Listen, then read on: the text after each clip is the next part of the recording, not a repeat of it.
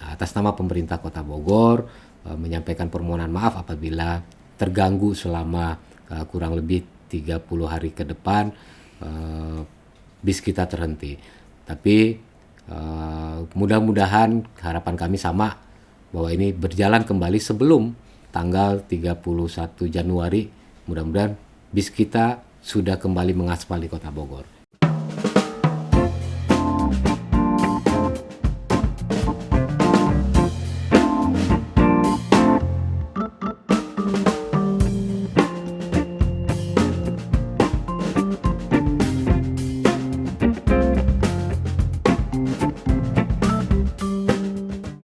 Halo Tribuners, jumpa lagi bersama saya Widya Naldi dalam program Tribun Talks. Mengawali tahun 2025, Kota Bogor dibuat heboh dengan penghentian operasional bis kita Trans Pakuan. Penghentian operasional bis kita mengundang pro kontra. Mendagri dan DPRD Kota Bogor sampai turun tangan mengurusi masalah ini. Untuk mengetahui lebih jauh persoalan bis kita Trans Pakuan, sudah hadir di studio Tribun Bogor Kepala Dinas Perhubungan Kota Bogor, Bapak Marse Hendra Saputra. Assalamualaikum. Waalaikumsalam, Kang Widi. Sehat, Kang? Alhamdulillah sehat. Kang, langsung aja nih. Berkah selalu buat Alhamdulillah. Yang penting itu, Kang, ya. Amin. Pak Marse, sebenarnya apa sih yang terjadi dengan bis kita? Bis kita nih, bis yang jadi milik warga Kota Bogor. Karena di awal tahun 2025 heboh nih. Dan Pak Marse salah satu yang banyak dicari-cari dan banyak ditanya oleh teman-teman. Boleh, Kang, sebenarnya apa sih yang terjadi, Kang? Ya, bicara bis kita ini kan salah satu program yang diluncurkan oleh Kementerian pada saat itu dengan program By the Service atau BTS-nya. By the Service, ya.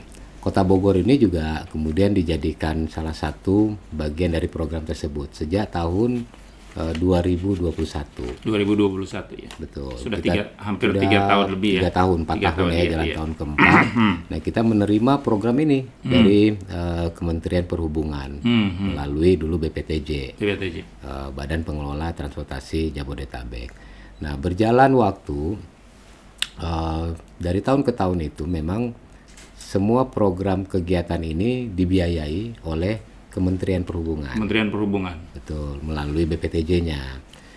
Nah, 2023 itu kami sempat menerima surat dari BPTJ, Kementerian Perhubungan, untuk dicoba untuk dialihkan. Dari tadinya oleh APBN, kemudian dicoba dialihkan ke APBD. Ya. Pemerintahan daerah yang Pemerintahan daerah.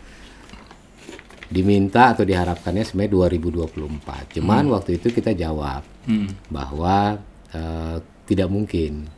Dan karena permintaan waktu itu di akhir tahun 2023 sehingga tidak memungkinkan. Nah, prosesnya kemudian berjalan sampai terakhir di tahun 2024 itu kembali kami menerima surat. April 2024 kami menerima surat kembali untuk meminta kembali untuk bisa dialihkan kembali ke pemerintah daerah. Direncanakan di tahun 2025. Proses berjalan segala macam, kemudian koordinasi komunikasi dengan teman-teman DPRD dan segala macam, sehingga waktu itu kita sih menyampaikan bahwa mungkin saja dengan 2 koridor. Kan Kota Bogor ini kan punya 4 koridor. 4 koridor ya. Koridor 1, koridor 2, koridor 5. 2, koridor 5 dan koridor 6. Nah, dari 4 koridor yang ada, pertimbangannya waktu itu mungkin tidak kalau 2 koridor dulu yang di operasionalkan oleh daerah gitu ya di tahun 2025. Nah, kita mencoba untuk menyusun skema, aturan, regulasi dan segala macamnya. Sampai terakhir di akhir tahun bulan November Desember itu kita menyampaikan bahwa secara regulasi dan secara aturan itu belum siap, gitu. Karena aturan atasnya sendiri juga belum ada, gitu. Peralihan dari kementerian kepada daerah ini kan belum ada aturan mainnya, belum ada aturannya. Gitu. Sehingga itu yang kita kejar juga, gitu.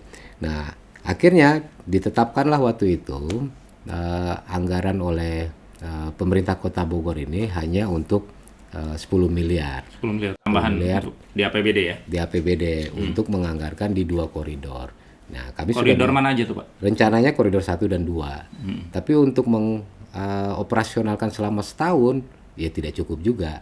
Gitu. Karena kebutuhan untuk 4 koridor saja itu kurang lebih sekitar 54 miliaran per tahun. 54 miliar Betul. per tahun untuk 4 koridor ini. Untuk 4 koridor. Artinya kalau ada bantuan atau alokasi 10 miliar itu hanya untuk bisa 2 koridor itu. 2 koridor dan hanya untuk 4 bulan mungkin. 4 bulan? Gitu. Setelah 4 bulan nggak tahu nasibnya juga? Nggak tahu juga nasibnya seperti Oke. apa. Sehingga di akhir tahun kita menyampaikan surat untuk meminta kembali. Itu dialokasikan kembali oleh Pemerintah Kementerian Pusat. Nah, inilah yang terjadi. Awalnya sempat diberhentikan dulu oleh Kementerian Perhubungan, kemudian kita meminta dimunculkan kembali. Nah, proses memunculkan kembali inilah yang kemudian membutuhkan waktu untuk pergeseran anggaran, kemudian memunculkan anggaran kembali, itu yang dibutuhkan. Nah, ditambah, ini yang paling penting nih, bahwa 2025 ini BPTJ sebagai pengampunya transportasi di Badan Pengelola Jabodetabek, Transportasi Jabodetabek itu ya? Itu bubar atau berganti berganti menjadi Direktorat Jenderal Integrasi Transportasi dan Multimoda DITM. Nah, pergantian dari BPTJ menjadi DITM ini kan juga membutuhkan waktu. Nanti siapa yang menjadi kepalanya, kemudian bagaimana proses keuangannya. Nah, proses pengalihan dan proses transformasi dari BPTJ menjadi DITM ini kan juga butuh waktu. Itulah yang terjadi saat ini. Makanya kami terakhir menerima pemberitahuan dan kita dipanggil ke kementerian itu tanggal 30 Desember bahwa insya Allah akan ada dilanjutkan kembali, cuman butuh waktu untuk proses penganggarannya tadi. Itu dan disampaikanlah maksimal 30 hari. Ya mudah-mudahan bisa lebih cepat. Proses anggaran dan segala macam-macamnya bisa lebih cepat sehingga bisa dipastikan bahwa akan beroperasional kembali bis kita ini. Berarti lebih kepada persoalan administratif ya sebenarnya Pak ya? Kurang lebih begitu. Tapi apakah penghentian itu tidak bisa dulu ada opsi misalkan karena udah ada 10 miliar. Tadi Bapak mengatakan bahwa 10 miliar hanya cukup 4 bulan. Ya. Artinya kan sambil menunggu administratif yang dilakukan oleh Kementerian Perhubungan ya di tingkat. Apakah itu tidak bisa dilakukan juga untuk mengantisipasi tetap bis kita bisa tetap jalan? Secara aturannya belum bisa. Belum bisa. Karena kan tadi kalau di pemerintah daerah itu kan setiap penggunaan anggaran itu harus ada regulasi yang mengaturnya. Nah, si regulasi ini kan sedang berprogres. Sedang berprogres. Memang target kita sih awalnya itu untuk penggunaan 10 miliar ini memang akan mulai berjalan di sekitaran bulan Februari atau Maret. Gitu. Cuman kemudian ada pernyataan dari Kementerian Perhubungan akan melanjutkan. Gitu. Ini yang kemudian menjadi ini nanti bisa duplikasi anggaran nih. Ya. Kita jalan itu jalan. Ini juga jadi permasalahan baru sehingga ya satu sisi secara administrasi yang anggaran yang sudah ditetapkan oleh pemerintah kota itu secara regulasinya belum bisa dilaksanakan. Tapi kemudian ada kemungkinan juga akan dilaksanakan oleh APBN. Gitu. Sehingga opsionalnya adalah memang terjadinya pemberhentian sementara. Kami sih mencoba untuk bisa nggak kalau kemudian anggaran ini kita gunakan pada saat pembahasan ya tidak dimungkinkan karena secara regulasinya, aturan keuangannya. Nah yang paling penting juga kan gini, ada pendapatan dari bis kita ini yang selama ini oleh APBN itu pendapatannya masuk ke dalam PNBP, pendapatan negara bukan pajak kepada Kementerian Keuangan. Nah kalau melalui anggaran APBD itu kan harus masuknya ke kas daerah. Nah, permasalahan baru juga ini kita belum ada nih penampungnya di mana. Nah ini yang sedang dibahas oleh posnya itu belum ada. Posnya mau dikemanakan? Itu nanti pada saat kita laksanakan si pendapatan ini kemana larinya? Nah ini juga sudah kita sampaikan kepada teman-teman TAPD dan BKAD untuk menyediakan dulu nih tempatnya itu. Nah selama tempatnya ini belum ada kan kita nggak bisa juga melaksanakannya. Itu yang jadi kendala juga. Jadi permasalahan secara administratifnya juga cukup pelik kalau dilaksanakan di kita. Secara administrasi kita belum siap semuanya. Gitu sehingga kemudian kita mengajukanlah untuk diakomodir kembali oleh pemerintah pusat. Dan pemerintah pusat sudah menyatakan bahwa akan menanggulangi lagi atau mengelola lagi untuk 1 tahun ke depan atau seperti itu. Betul. Jadi kami menerima surat dari BPTJ per tanggal 30 Desember itu bahwa akan dilaksanakan kembali oleh kementerian. Cuma memang kementerian butuh waktu tadi karena ada proses peralihan atau transformasi dari BPTJ ke DITM, kemudian memunculkan anggaran kembali ini yang lagi dibutuhkan. Tapi apapun itu ceritanya, kami terus monitor, kami terus pantau progresnya seperti apa sampai saat ini semua berjalan. Kan kalau BTS atau BIS kita itu kan ada 3 item di dalamnya. Satu ada IT-nya, kemudian ada MP-nya atau pengawasannya, dan operator itu sendiri. Nah, alhamdulillah per 2 hari yang lalu IT-nya sudah dilaksanakan oleh teman-teman kementerian. Artinya sih sebenarnya ini juga menjadi satu keyakinan kita bahwa ini akan dijalankan kembali. Gitu. Tinggal proses di MP dan operatornya. Ya mudah-mudahan tidak terlalu lama lah, tidak juga sampai di akhir Januari. Kami berharapnya sih ya mudah-mudahan di sebelum 30 hari sudah bisa mengaspal lagi, kembali mengaspal. Tapi penghentian itu sebenarnya sudah diantisipasi belum Pak sebelumnya? Karena masyarakat begitu terpukul. Selama ini kita tahu bahwa masyarakat Kota Bogor sudah mulai menikmati adanya bis kita. Jalurnya yang memang jauh lebih panjang dan secara tarif pun ekonomis. Ya. Sebenarnya sudah diantisipasi seperti itu belum?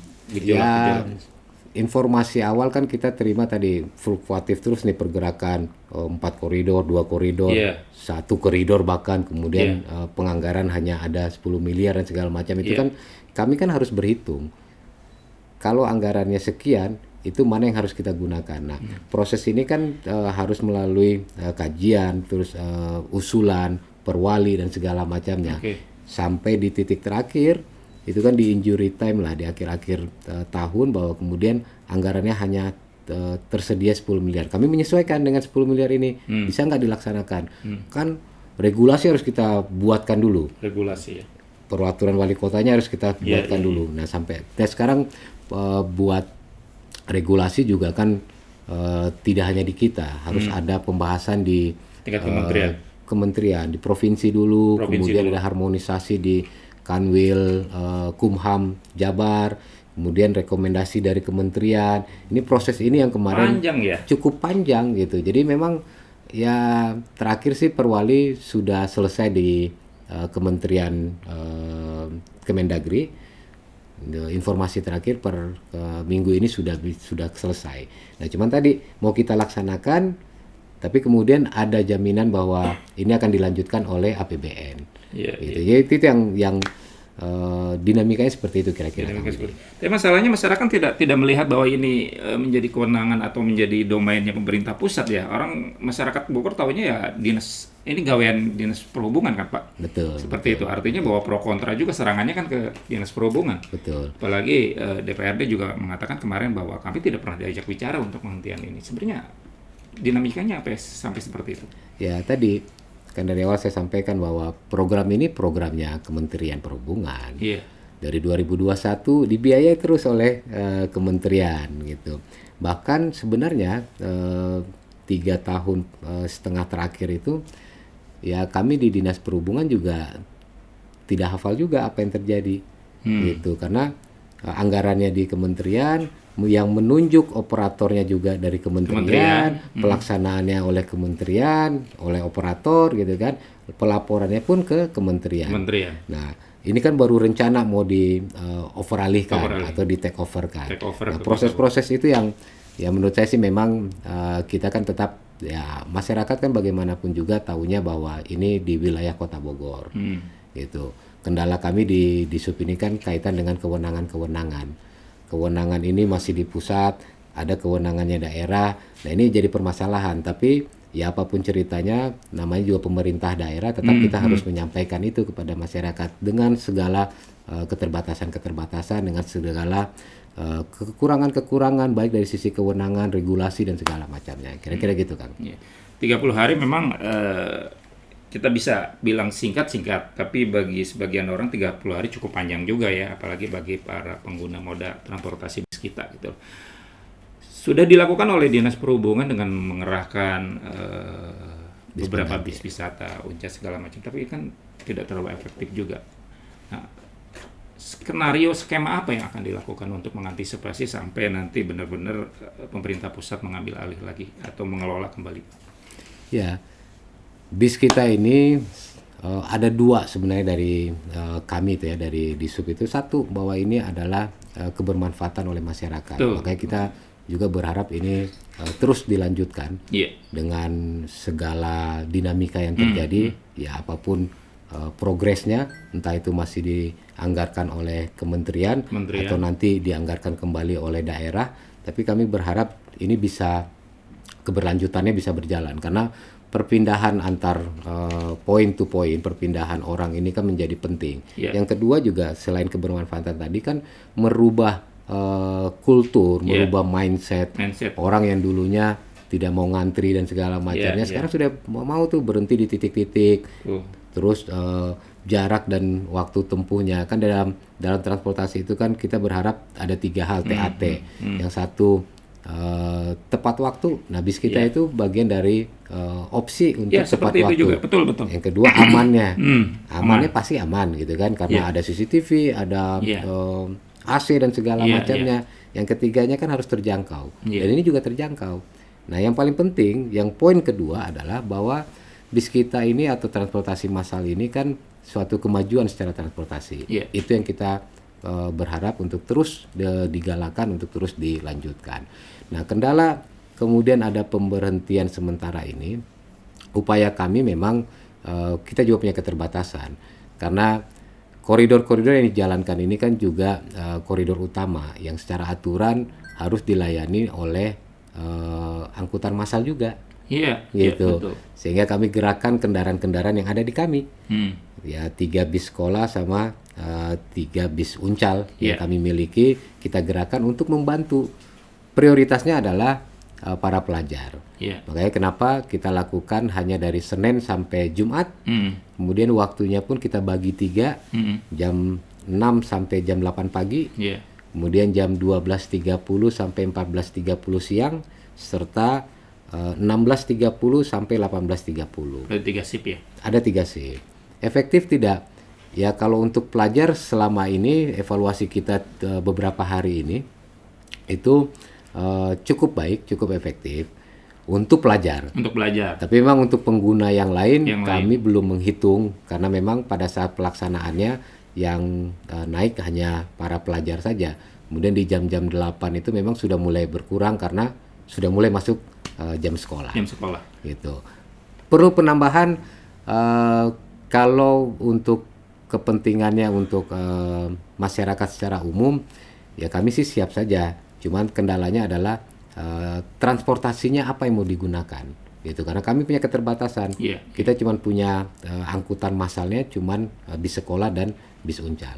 Kecuali kalau ada yang mau bantu untuk ngasih, udah pakai aja nih, gitu. Itu mungkin memungkinkan. Kemarin DPRD sempat menawarkan juga bis DPRD, tapi belum ada tanggapan juga dari pihak Dinas Perhubungan. Ya, kami tanggapin sebenarnya, cuman kan secara administrasinya ini kan miliknya orang. Kembali lagi ke masalah administrasi ya, Pak ya? Administrasi dan kewenangan. Ini nggak bisa diobrolkan secara dalam obrolan sih bisa, cuman kan kemudian ada pertanggungjawaban yang harus dilakukan. Setiap aset negara ini kan harus dipertanggungjawabkan penggunaannya, gitu. Termasuk juga anggaran pengoperasionalnya ini dari mana, gitu. Ya jujur kami sempat mengusulkan boleh tidak kalau kemudian menggunakan anggaran BTT. Itu anggaran tak terduga. Tapi di dalam anggaran aturan anggaran BTT ini tidak diperbolehkan. Itu dibahas oleh teman-teman TAPD. Saya pribadi melaporkan kepada Pak PJ, kepada Pak Sekda untuk dibahas. Kemudian kita bahas sama BKAD, Bapperida. Itu tidak bisa ya? Untuk transportasi nggak bisa ya BTT itu? BTT itu kan hanya ada aturan ya, ada poin-poin yang memperbolehkan, ada yang tidak diperbolehkan. Nah, untuk kasus ini tidak masuk ke dalam poin-poin tadi. Kira-kira begitu sih gambarannya, sehingga tidak bisa menggunakan anggaran BTT. Nah, sebenarnya yang lebih kompeten menyampaikan ini adalah teman-teman di TAPD sebenarnya. Kenapa tidak diperbolehkan? Kami hanya mengusulkan, kemudian disampaikan bahwa ini nggak mungkin, gitu, sehingga pakailah anggaran operasional yang ada di masing-masing pemilik unit, gitu. Artinya yang punya kami saja. Kalau unit lain bisa untuk dianggarkan dan punya anggarannya, kemudian kita yang mengoperasikan, kan tidak ada masalah buat saya. Itu selama itu dimungkinkan untuk mereka menganggarkan juga sendiri. Seperti itu ya. Kira-kira Ya artinya gitu. bahwa pertanyaan yang berseliweran di luar dari DPRD akhirnya terjawab juga ya, seperti terjawab oleh Pak Marsy bahwa secara administrasi memang tidak ada posnya untuk memasukkan dari BTT itu kepada anggaran transportasi yang sekarang yang dilaksanakan atau soal bis kita. Bis transisi lah. Betul. Bicara soal bis kita ini memungkinkan nggak Pak itu dikelola oleh pemerintah daerah, Pak? Pada prinsipnya sih semua memungkinkan saja. Ya intinya kan antara pemerintah pusat dan pemerintah daerah itu mungkin saja selama tadi secara kemampuan fiskal dan kesepakatannya itu sudah dipenuhi. Yang kedua paling penting adalah regulasi. Gitu. Karena kan pemerintah daerah maupun pemerintah pusat itu melakukan apapun harus ada koridor-koridornya, harus ada aturan-aturan yang mengatur itu. Nah, aturan inilah yang harus disiapkan oleh semua daerah. Gitu kan hari ini tuh ada 6 kota yang terhenti. Betul. Selain Gitu. Bogor itu ada Bali ya. Ada Denpasar, ya. ada Jogja, ada Makassar, ada Bekasi, kemudian ada juga di Palembang. Dan itu semuanya proyek pemerintah pusat ya sebenarnya. Di bawah pemerintah pusat semua. Tadi saya sampaikan di awal Kang Widi bahwa BTS ini adalah diawali oleh kementerian gitu untuk melaksanakan program BTS di kota-kota karena hanya kota sih, belum ada kabupaten. Jadi hanya kota-kota yang melaksanakan BTS. Nah, berjalan waktu Kota Bogor ini sebenarnya LV-nya atau load factor-nya itu bagus gitu, paling baik gitu. Dan pasar ada yang sampai di atas 100% ya Pak ya? Betul, satu koridor itu di atas 100%. Dari target ya, dari target. Nah, ini kendala juga nih. Tadi kalau balik ke pertanyaannya Kang Widi, mungkin nggak pemerintah daerah melaksanakan sendiri? Ya tadi yang saya sampaikan, secara normatifnya harusnya mungkin. Tapi kita lihat dari sisi kemampuan fiskal, kesiapan daerahnya, kemudian regulasinya. Paling penting adalah regulasi. Pengaturan regulasi ini yang setiap daerah belum melakukan dan belum siap karena di atasnya sendiri juga belum ada aturan untuk peralihan dilaksanakan oleh daerah. Yang ada itu kan baru ada Permen Hub nomor 2 pengganti Permen Hub nomor 9 kaitan dengan BTS-nya. Oh, kaitan dengan gitu. BTS-nya itu ya, baru sampai situ. Bagaimana teknis pelaksanaan oleh daerah ini belum ada juga nomenklatur. Terus sampai ke kode rekening di daerahnya, ini belum ada kesepakatan juga. Panjang, gitu. Makanya kenapa kemudian kita juga perlu adanya harmonisasi antara Kementerian Perhubungan dengan Kemendagri. Nah, kalau kami di daerah itu kan nginduknya pelaksanaannya oleh Kemendagri. Karena penyusunan anggaran itu diatur oleh Permendagri. Gitu, bukan dengan Permenhub. Ya. Kira-kira begitu kan? Ya, seperti itu ya. Oke. Tapi kalau bicara tadi kemampuan atau keinginan ya mau aja kan? Ya. Berharapnya seperti itu. Kita sih berharapnya karena layanan sih Kang. Iya. Jadi lebih ke layanan dari ini kemajuan transportasi. Jadi kita berharap ini bisa diteruskan entah dari mana. Ya kami sedang berupaya terus untuk bagaimana pola dan skemanya supaya ini bisa berjalan. Entah menggunakan anggaran pusat, tapi juga tidak mungkin juga seterusnya. Gitu, makanya harus dipersiapkan dengan baik, dengan matang oleh daerah masing-masing. Sejak 2001 tahun lalu, kalau saya salah koreksi, kan sudah mulai berbayar. Ya. Dari sebelumnya. Kalau kan berbayar 2023 baru mulai. Baru mulai, artinya baru 1 tahun yang lalu ya. Apakah itu belum bisa memenuhi ya dengan tarif yang sekarang ini? Idealnya tarifnya berapa Pak? Sekarang 4.000 ya kalau nggak salah kan? Sekarang 4.000, ada yang tarif khusus bagi pelajar, lansia, dan difabel itu 2.000. 2.000. Gitu. Nah, ini apakah pendapatan ini kemudian memenuhi operasional? Belum. Selama ini belum. Jadi kalau kami di layanan transportasi itu memang tidak bicara keuntungan. Oke. Gitu. Tapi bagaimana pelayanan bisa berjalan. Kalau kita melihat dari yang sudah berjalan ini, karena kan selama ini oleh APBN, itu kami dapat informasi bahwa pelaksanaan setahun itu sekitar 50 sampai 54 miliar per tahun ya untuk pembiayaannya. Pembiayaan aja. Dari pendapatannya itu setahun itu hanya sekitar 10 sampai 12 miliar. Jadi Artinya masih ada masih ada banyak loss gap ya. gitu ya, Gapnya masih masih ada jauh gap. ya. Nah, bagaimana dengan tarif? Kan kalau penetapan tarif itu harus dilihat dulu dari kemampuan bayar. Oke. Gitu. Ada kewajiban bayarnya. Jadi perhitungan kewajiban bayarnya memang hitungan BOK.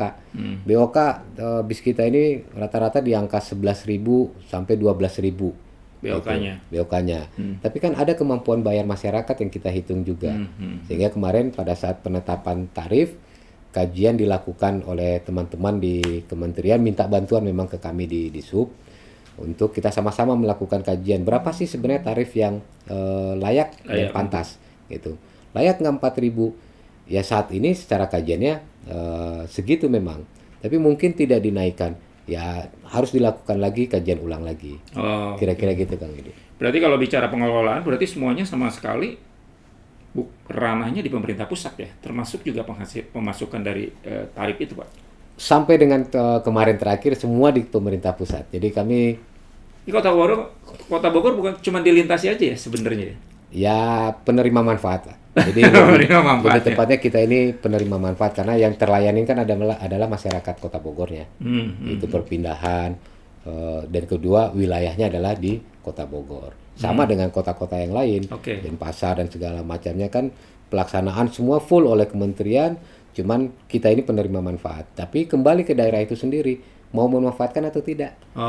Kan gitu. Ya contoh case tadi Awalnya lebih berupa tawaran ya sebenarnya. Kurang lebih begitulah. Kurang lebih begitu. Tapi kan memang ada kajian juga yang dilakukan oleh daerah masing-masing. Kita juga melakukan kajian pada saat itu bahwa kita perlu angkutan massal. Gitu di koridor-koridor tertentu. Maka ditetapkanlah beberapa koridor itu menjadi koridor untuk angkutan massal tadi. Nah, kemudian itu diambil oleh kementerian. Oke, kita luncurkan program ini ke daerah tersebut. Itu Kota Bogor salah satunya. Kan ada 11 kota se-Indonesia. 11 kota yang itu ya.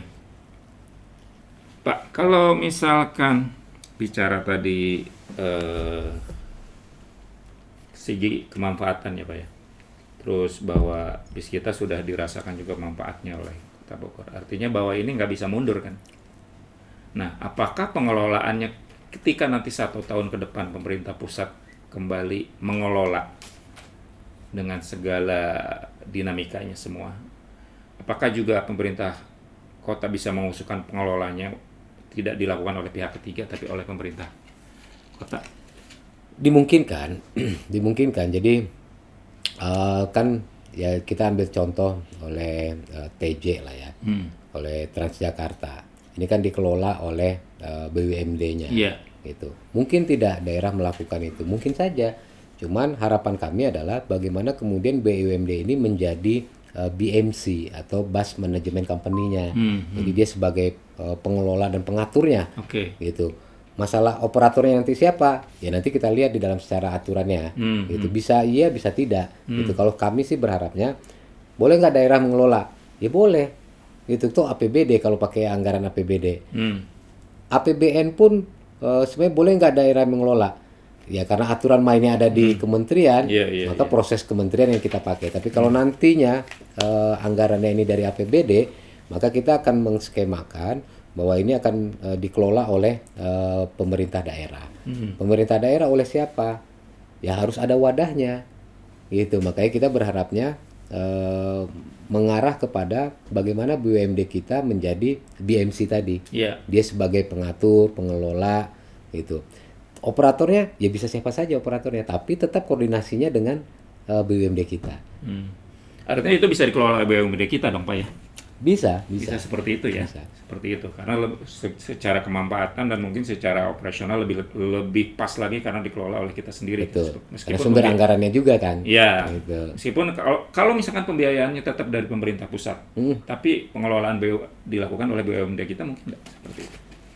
Agak sedikit berseberangan dari sisi aturan.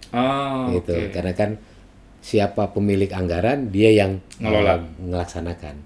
Oke. Jadi masih Kira-kira banyak begitulah. yang agak-agak. Nah, itu tadi saya bilang Kang Widi, bahwa aturan BTS untuk di daerah ini kan secara regulasinya belum siap juga, belum matang juga.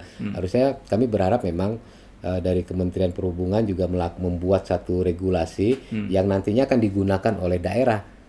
Gitu pada saat diakomodir oleh APBD masing-masing gitu. Tapi ini harus diharmonisasikan dengan Kemendagri gitu, karena susah juga nih Kementerian Perhubungan bikin aturan tapi tidak ada harmonisasi dengan Kemendagri, sementara penganggaran di daerah kabupaten kota itu mengacunya semua kepada Kemendagri.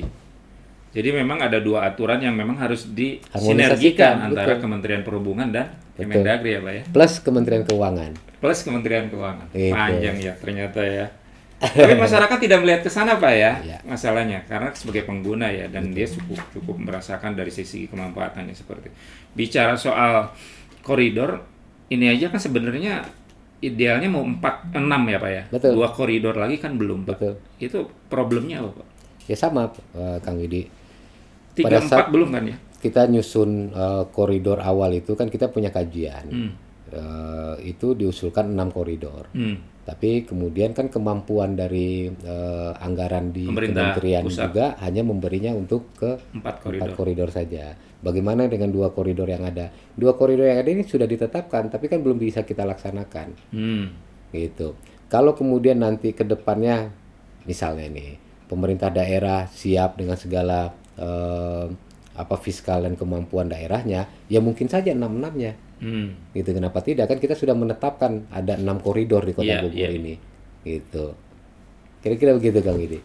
Kalau 2 koridor itu dikelola oleh pemerintah daerah mungkin nggak? Mungkin bisa seperti itu. 4 koridor oleh pemerintah pusat misalkan. Mungkin saja, ini lagi kita coba untuk skema itu. Mungkin tidak kalau 2 koridor ini kemudian kita kelola oleh kami, oleh pemerintah daerah. Nah, tapi tadi lagi-lagi saya kan harus selesai dulu regulasinya, aturan mainnya dan segala macamnya untuk yang di daerah.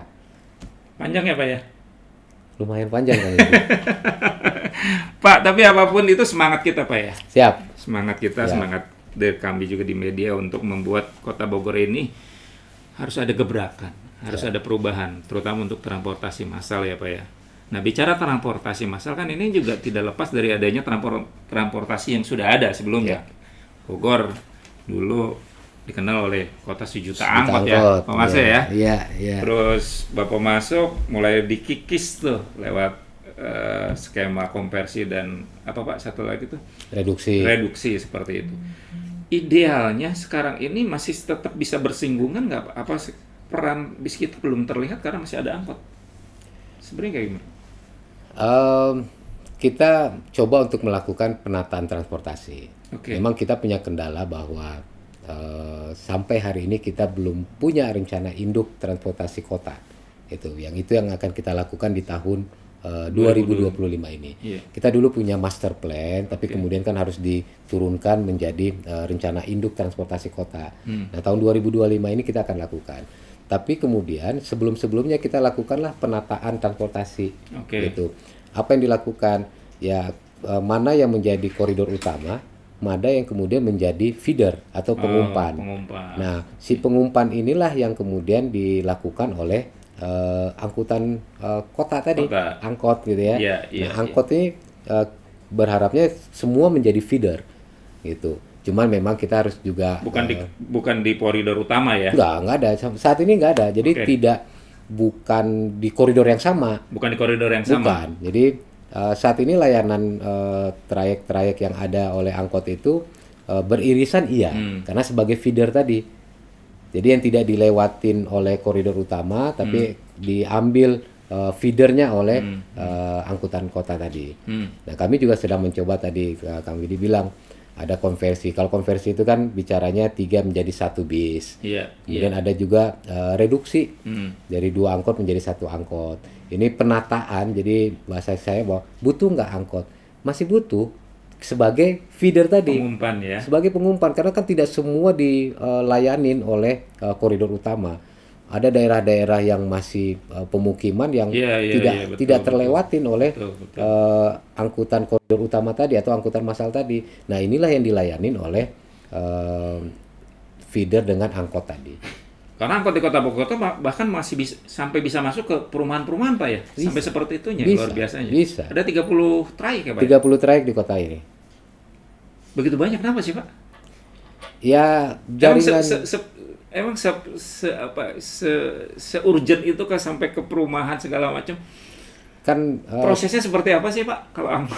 kan pada saat penyusunan trayek itu kan dibahas bersama. Iya. Kemudian kan kita bagaimana memberikan pelayanan kepada masyarakat. Jadi titik ke titiknya sampai mana sih rute yang harus dilewatin oleh trayek-trayek tersebut, Oke, gitu ya. Kemudian kita bahas mana yang menjadi koridor utama atau trayek utama, mana yang menjadi trayek feeder. Perlu nggak? Ya ini sedang kita lakukan. Jadi kami juga sedang melakukan penataan trayek itu sendiri, gitu. Ada beberapa trayek yang mulai kita rerouting namanya. Rerouting. Jadi ada beberapa trayek yang tadinya ke sana kemudian kita rubah. Oke. Gitu. Karena demand-nya sudah nggak ada nih. Atau karena sudah terlayanin oleh koridor utama, sehingga harus ada rerouting. Nah, ini yang sedang kita lakukan di tahun ini juga kita lakukan. Tahun kemarin juga kita lakukan. Memang dari 30 trayek itu yang sudah terisi atau terrealisasi ada 18 ya? 25 trayek. Tinggal 25 trayek lagi. Yang sudah terisi. Jadi kan kita punya 30 trayek. Oke. 25 trayek sudah dijalankan. Oh, 25 trayek sudah dijalankan. Gitu. Nah, tinggal sekarang bagaimana menata setiap trayek itu harusnya berapa sih idealnya? Berapa sih kuotanya? Betul. Nah, itu yang lagi tahun kemarin kita sudah membuat kuotanya. Membuat setiap trayek kuotanya sekian, trayek 01 misalnya kuotanya hanya 100. Ya harus ada 100 angkot saja harusnya. Kemudian trayek 2 berapa angkot, trayek 3 berapa angkot. Tapi ini semua adalah feeder. Gitu. Ini semua feeder. Iya. Kira-kira gitu kami. Bicara angkot menarik nih karena saya dapat pengetahuan baru. Jumlah angkot sebenarnya sebelumnya itu berapa sih, Pak? Sebelum dari tahun mana dulu ini? 3.000-an ada Pak ya? Lebih Kang Widi. Jadi di tahun 2017 itu kurang lebih di angka 3.600-an. Wow. Gitu ya. 3.600. Betul. Nah, wajar ya kalau pada akhirnya jalanan di Kota Bogor menghijau ya? Menghijau. Tapi kadang-kadang membiru Kang Widi. Membiru karena dari kabupaten? Betul. Karena ada juga namanya... Itu udah termasuk 3.500 di luar itu. dari kabupaten? Di luar itu. Karena kan kewenangan kami hanya yang angkutan kota. Gitu. Kalau angkutan antar kota dalam provinsi atau AKDP itu kewenangannya provinsi. Berarti dulu sebelum Pak Marsya izinnya mudah banget Pak ya? Angkot? Ya saya no comment lah nanti. Jadi nggak apa-apa, komen aja. Cuman gini, kalau bicara idealnya kan harusnya dulu atau sebelumnya mengeluarkan izin itu berdasarkan kapasitas atau idealnya berapa sih. Itu kan harusnya dihitung dan dibatasi. Tapi saya tidak mau bicara dosa masa lalu gitu ya. Meskipun sebenarnya ini ada dosa masa lalu juga ya. Yang mungkin sekarang ditimpakan ke Pak Marsya gitu ya. Cuma kan kita harus berpikir ke depannya. Gitu. Kita berpikir perbaikannya dan segala macamnya. Idealnya satu trayek itu sebenarnya berapa Pak? Variatif Kang, karena kan setiap trayek ini maksimal nggak bisa begitu karena kan ada jarak, ada waktu tempuh, ada demand yang dilewatin, itu kan juga harus dihitung dari sisi demand dengan supply kan harus imbang, gitu. Makanya tidak bisa satu trayek harus 40, semua 40 nggak begitu juga. Jadi kita ngitung jarak trayek kan harus kita hitung, panjangnya trayek harus kita hitung, kemudian waktu tempuh juga kita hitung, gitu. Jangan sampai kan tadi bukan berdasarkan jumlah penumpang di area itu Pak? Nggak juga kan? Nggak juga ya? Nggak juga. Nggak bisa seperti itu. Nggak bisa cuman karena demand-nya saja. Ya nggak juga. Kan jarak tempuhnya juga beda. Satu trayek dengan satu trayek lain beda-beda. Ada yang trayek itu waktu jarak bukan jaraknya itu 14 kilo misalnya. Ada yang satu trayek cuman 10 kilo, tapi waktu tempuhnya juga beda, Kang. Bisa saja yang jaraknya lebih panjang justru lebih cepat. Lebih cepat. Gitu. Karena kan tadi hambatan-hambatan ini kan harus kita hitung. Sehingga kuotanya memang variatif. Itu ada yang 50, ada yang 70, ada yang 80 tergantung dari perhitungan tadi. Hatway, ritase, kemudian demand-nya juga kita hitung. Jadi bukan hanya dari sisi demand saja. Gitu. Kemudian juga ada secara faktor ekonomisnya juga kita hitung. Bicara menarik nih. Bis kita tadi udah selesai lah ya. Oke, siap. Tapi saya bicara soal angkot, bicara angkot dan bicara trayek, Kang. Artinya sebenarnya satu trayek cukup di 20 atau 40 angkot mungkin. Kalau di rata-rata kita sih emang segitu sih, 40-an ada ya rata-rata. Tapi sebelumnya faktanya bisa ratusan ya? Iya. Iya, ada yang 3 kali lipat gitu kan. Ada yang harusnya kuotanya cuman 75 tapi kenyataan di lapangannya ada 200. Itu sebelum-sebelumnya. Ini sekarang tahap itu lagi kita tempuh untuk apa yang sudah dilakukan selama Pak Marse memimpin Dinas Perhubungan? Ya, yang pasti satu, kita lakukan pengisian trayek yang belum terisi. Itu kan kita lakukan nih. Kedua adalah reduksi. Trayek yang belum terisi? Ya kan kita punya 30 trayek. Oke. Kan yang baru terisi 20, waktu saya masuk sih baru 22 ya awalnya ya. 25. Nah, kita kemudian melakukan pengisian terhadap trayek-trayek yang belum terisi tadi, atau menjalankan trayek yang belum dijalankan. Gitu.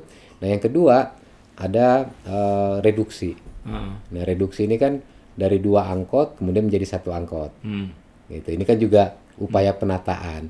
Ada permajaan, ya permajaan tetap ada. Gitu.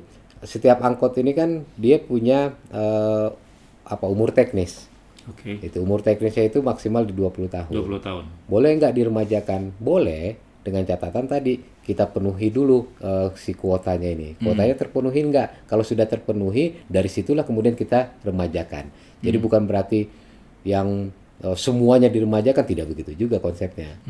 Itu kan kita bagaimana memenuhi dulu kuota tadi. Kuota dipenuhi dengan proses reduksi. Setelah terpenuhi nanti ada peremajaan di dalamnya. Gitu, Kang Widi. Berarti kalau izin angkot baru masih bisa dikeluarkan? Angkot baru sampai hari ini kita tidak ada penambahan angkot izin baru sih, nggak ada. Tidak ada. Kecuali ya itu penggantian reduksi itu. Betul. Oke. Sudah berapa banyak selama Akang dari 2023? Saya masuk 2023 itu di angka 3.200-an ya, 3.412. Nah, per hari ini data yang di kami itu angkot ada 2.834 orang angkot. Berarti sekitar 600. Kurang lebih 500 sampai 600 angkot yang sudah bukan dimatikan ya, tapi melalui program. Dikandangkan. Melalui program. Karena memang ada yang kemudian kalau dikandangkan kan bisa saja nanti kemudian jalan lagi. Ini enggak. Jadi melalui program ini sudah tidak beraktivitas lagi. Gitu. Angkotnya kemana kan? Ini punya orang. Kita kembalikan kepada pemiliknya. Gitu. Bisa nanti dengan pola besi tua dan segala macamnya, itu mah enggak. Gitu. Jadi sekitar 500 sekian yang kita lakukan selama di 1,5 tahun ini. Berarti sekarang masih banyak angkot-angkot yang lama yang sudah di take over oleh Dinas Perhubungan ya? Enggak begitu. Jadi kalau yang kita sih tidak pernah men-take over. Ada dulu kompensasi. Kompensasi maksudnya? Ya, kompensasi itu di 2021, 2022, dan 2023 kita lakukan pembelian terhadap angkot-angkot. Gitu. Ada angkot yang sudah masa itunya ya? Betul, yang masanya sudah mau selesai umur teknisnya. Umur tekniknya. Itu secara normalnya dia akan habis masa umur teknisnya. Itu yang kita lakukan pembelian. Ada sekitar 56 angkot. Selama 3 tahun. Yang sudah itu. Selama 3 tahun kemarin. Selama 3 tahun kemarin. Nah, kemudian angkot itu di mana sekarang? Ya ada di kita untuk kita lakukan penghapusan asetnya. Gitu. Ini lagi proses untuk penghapusan aset itu. 2025 targetnya berapa angkot lagi yang akan Ya, saya sih tidak muluk-muluk lah ya. Paling kita mencoba untuk melakukan penataan. Ya mudah-mudahan kalau melihat data sih memang ada sekitar 200 sampai 300 angkot lagi yang secara umur teknisnya sudah umur teknisnya habis di 2025 ini? 2025 ini. Artinya sudah banyak berkurang ya Pak ya? Siap. Pak, kalau bicara berkurang, tapi kok terlihat Kota Bogor masih agak macet Pak? Masih hijau tuh masih apa Pak kendalanya Pak?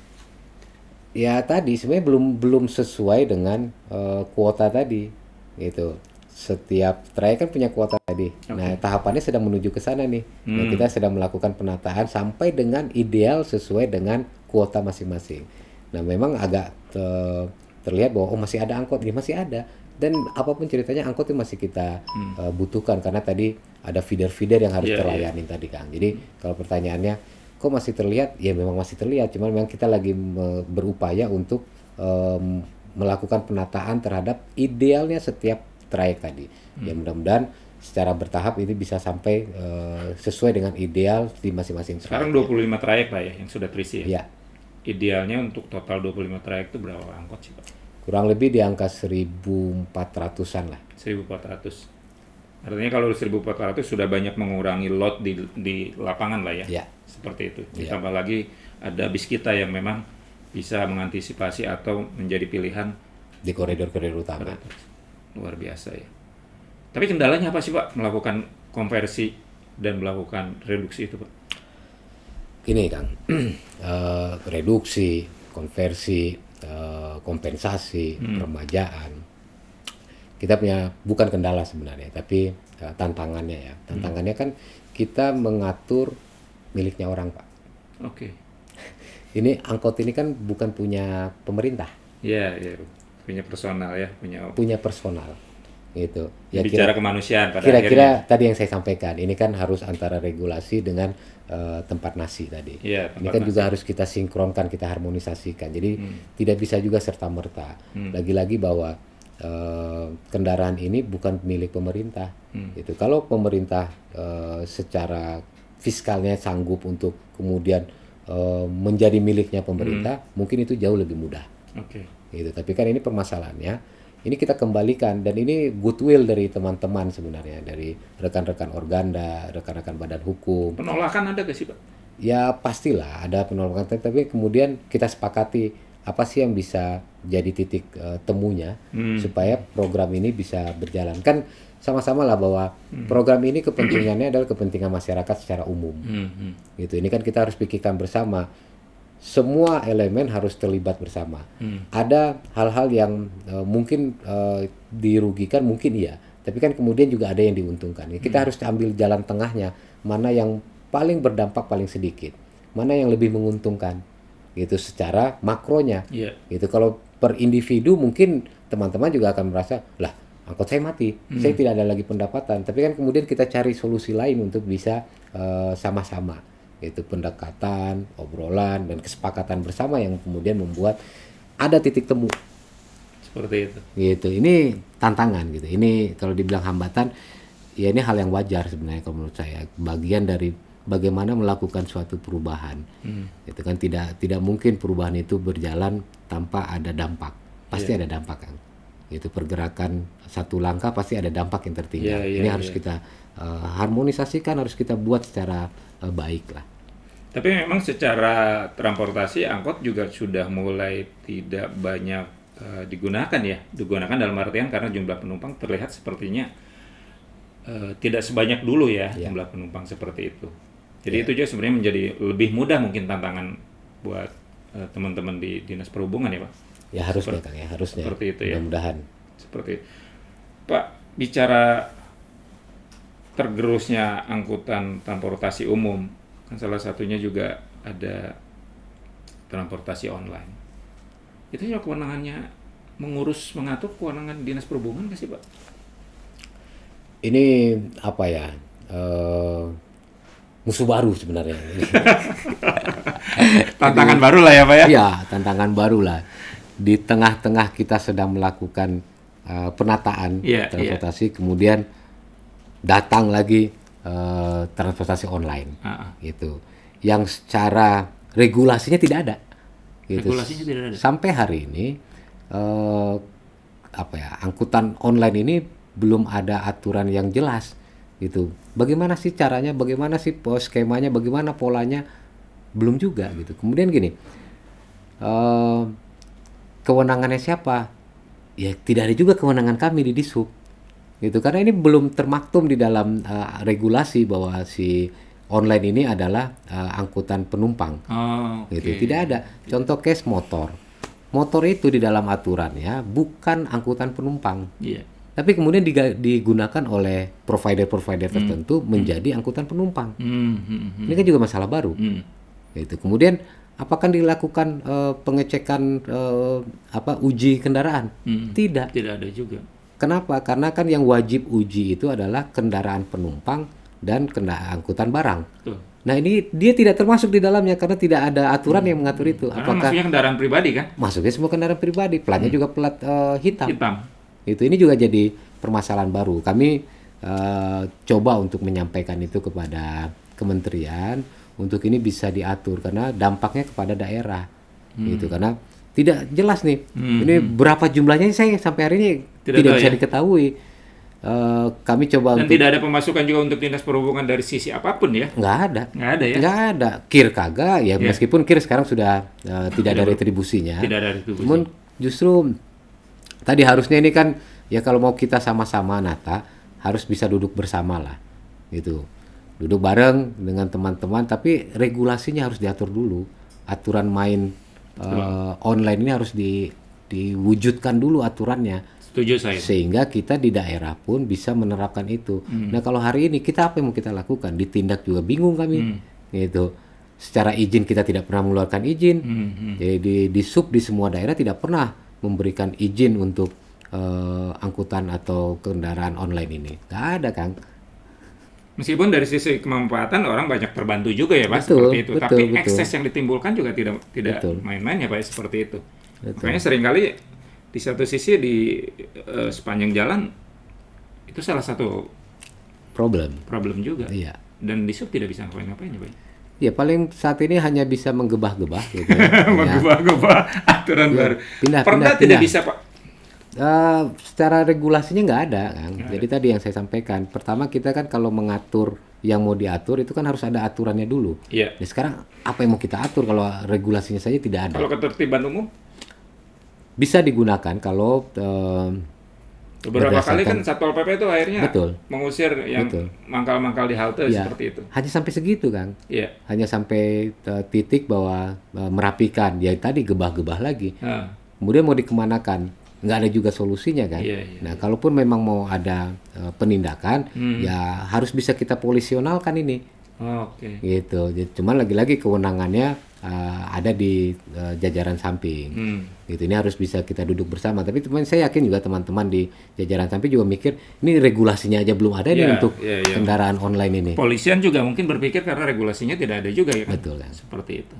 Oke, terima kasih. Pak Marsya, terakhir mungkin Pak untuk terkait bis kita itu mungkin penonton atau tribunur ingin mengetahui apa nih harapan atau bagi mereka yang selama ini menjadi pengguna setia bis kita. Ya pertama bis kita ini suatu kemajuan dan suatu kebermanfaatan transportasi di Kota Bogor. Nah, ya kita berharap dan sama-sama berjuang untuk ini dilanjutkan kembali. Nah, kedua kami juga atas nama pemerintah Kota Bogor menyampaikan permohonan maaf apabila terganggu selama kurang lebih 30 hari ke depan bis kita terhenti. Tapi mudah-mudahan harapan kami sama bahwa ini berjalan kembali sebelum tanggal 31 Januari. Mudah-mudahan bis kita sudah kembali mengaspal di Kota Bogor.